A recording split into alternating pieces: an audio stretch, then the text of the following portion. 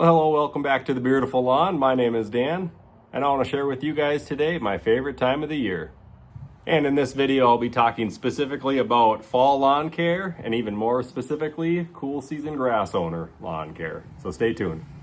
And this fall prime time I'm talking about, just take a look at your weather. I'm looking at consistent 70s, even low 70s throughout the week, and dipping down in the 50s, and occasional 40s at night. And with consistent weather like that, your grass and my grass should be growing like crazy. So that's why this is the perfect time to start your fall lawn care. And what better way to start off your fall projects after all that foot traffic and mowing traffic on your lawn all year? Core aeration. So if your soil is pretty dense and thick like this, and it's hard to even push a screwdriver into it, you can really benefit from a core aeration. Right now it's so stiff that even the rain is not penetrating the soil for the root development. So poking thousands of holes in the yard with that aerator is really going to help distribute that water and nutrients and everything that I'm going to throw at it this fall. Make a much healthier lawn.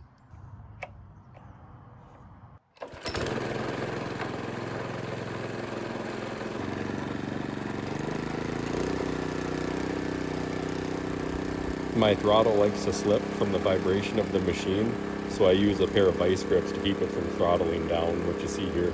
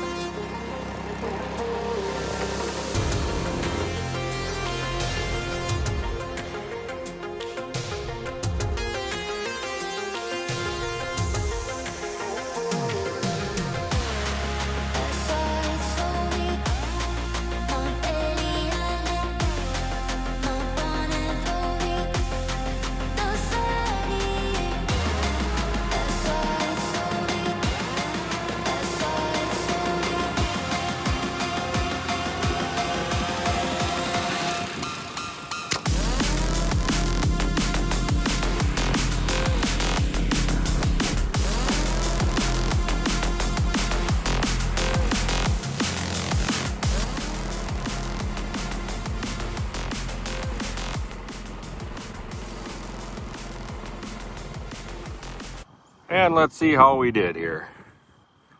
Got cores everywhere, which is good. Means we have lots of holes in the yard. And you can choose to rake these up. I'm not going to. I'm just going to let them break down and be a nice top dressing into the soil. And speaking of soil, that brings me into my next topic for fall lawn care, and something that I like to do not only in the springtime, which is extremely important, but also in the fall as well. And that is the soil test. And this is the soil test that I typically like to use. And this is what comes in the box. You'll get a sheet of paper with a kit registration number that you don't want to lose, because that's numbered specifically to your kit when you send it in. You also get a stamped envelope there to send your test kit in. This one comes with a little jar of, I think, deionized water that you put your soil sample in. And they also give you a little scoop. So the directions state to take 5 to 7 samples from the area that you want to test. I'll be using this soil probe here and taking my samples at about 6 inches per pull. And each sample I'm going to put in this plastic bag. And when I do, I'm going to try to pull out all of the organic material as well, roots, grass, anything like that. That doesn't want to be in your sample. You just want as pure soil as you can.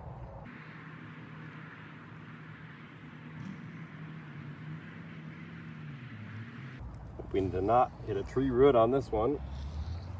Oh, we're in luck. Let's see how sandy my soil is. And here I've got my bag of 6 samples. I did 2 from the reno yard, 1 from my backyard, and then 3 from my 15,000 square foot side yard here. So it should be a good mix and a good average of what I'm looking at here. So I'm just going to pick through this quick, pull out all the leaves and sticks and roots, etc. And we'll go from there. So why the soil test? could be, well, I've been putting lime on my yard for the last 15 years and that's just what I do. Or you might ask yourself, well, how much nitrogen do I need to put down each year? Questions like that. Doing a soil test will give you all those answers. It's going to give you a detailed breakdown of all your micronutrients, as well as the big three. It's going to tell you how much nitrogen you should look at putting into your yard each year. And most importantly, it's going to tell you the pH of your soil. So do you need to put lime in your yard to raise up that pH, or vice versa? Do you need your pH to come down? So this is a really great way to get those actual results for the lawn you're working on. So pretty invaluable. So please excuse my dirty outside table here, but we're going to add our soil to that, I believe it's deionized water here. And directions say to just take one level scoop.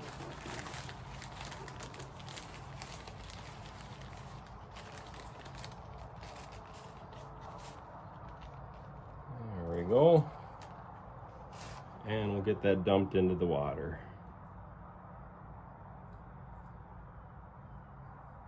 With some spillage. Perfect. And we'll just get that cap put on tight. And all you do, add your sample to the envelope.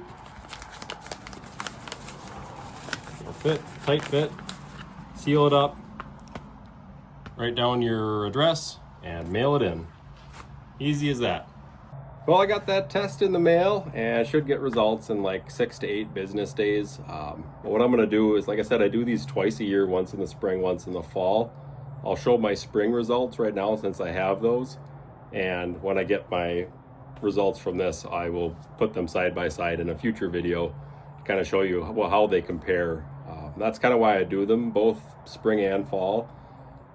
I like to see what I did during that year to see how much, if any, effect I had on the soil in my yard.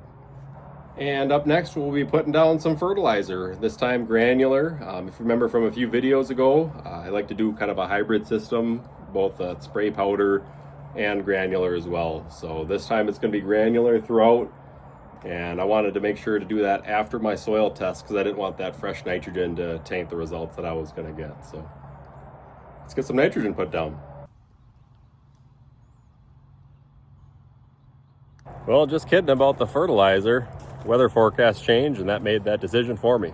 So continuing on with our fall lawn care, let's talk about weed control. Now, one of the things that I've been dealing with all year, and a lot of you can probably relate, is crabgrass and a ton of clover.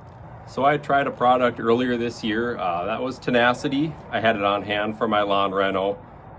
It's a great product to use as a pre-emergent when you're seeding, but post-emergent control of weeds like crabgrass, it didn't really work so well for me. It seemed to turn them white after a week, maybe even 2 weeks. But after that, the white went away and came back in full force. So wasn't really pleased with those results. Looking to try something new. So today I'll be throwing a bunch of Quinclorac down the crabgrass's throat. This is Quinway Ultra. It's a Lesco brand. I get it from my local Site One. It's the same chemically as Drive XLR8 percentage-wise. I just get it a little bit cheaper through the Lesco brand through my local Site One. And I'll also be throwing a little Speed Zone into the mix. It's that 2,4-D 2-ethyl ester, and that's going to be for the clover. So I'm going to do a nice little cocktail here and do a little testing and some spot treatments, and we'll see how it goes. You see me spraying here in the late evening, and I like to save my sprays for that time. For one, the hot sun isn't beating down on you or the grass that you're trying to treat, and two, the wind is usually at its calmest during that time. And for these spot treatments, you do want to fully coat the plant or weed that you're treating, and I did add a surfactant to my mix to help with that. However, you don't want to stand over it and soak the plant. And just one thing quick I want to mention with using any type of herbicide on your lawn is to follow the manufacturer's label exactly. It'll tell you if it's safe to put on your specific grass type and also give you the best results. Well, you gotta love fall lawn care. There's so much to do and so little time, especially as far north as I live, that you really have to be smart in the order that you do things. And it helps to pay attention to your future weather forecasts. Like for me, I'm scheduled to have rain in about 3 days. So that's why I went ahead today and did the weed control. That'll give that about 2 days to fully soak into the plant without getting washed away by any rain. And then I'll go ahead and do my fertilizer after that and let the rain water that in. So just gotta be smart in how you do things. Well, it's getting a little breezy out here, but finally getting a chance to put down some fertilizer. I'll be using the Lesco brand again. This is a 2506 50-pound bag, and I'll be starting with my 5,000 square foot reno.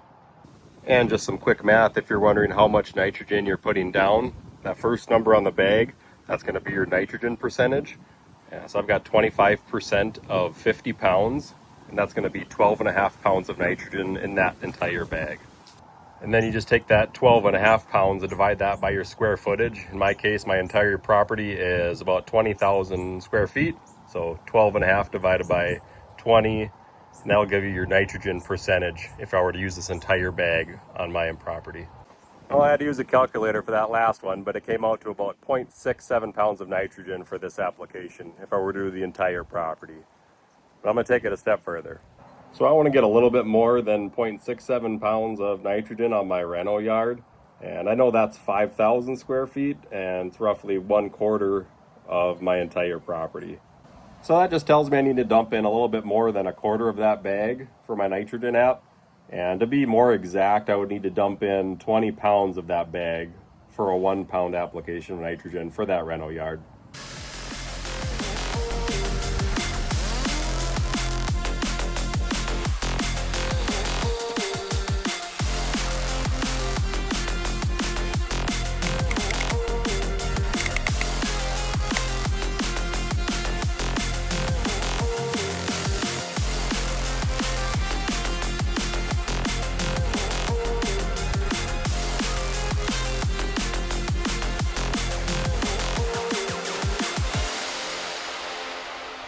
I love that Spyker spreader.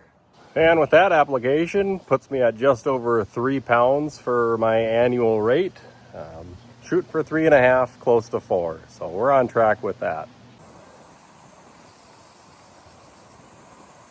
And I figured I'd just get everything watered in with sprinklers right now, just in case the rain tonight is lighter than expected. But I think that's going to do it for today's video. Got a lot more stuff for fall lawn care coming up, so want to thanks for watching. See you on the next one.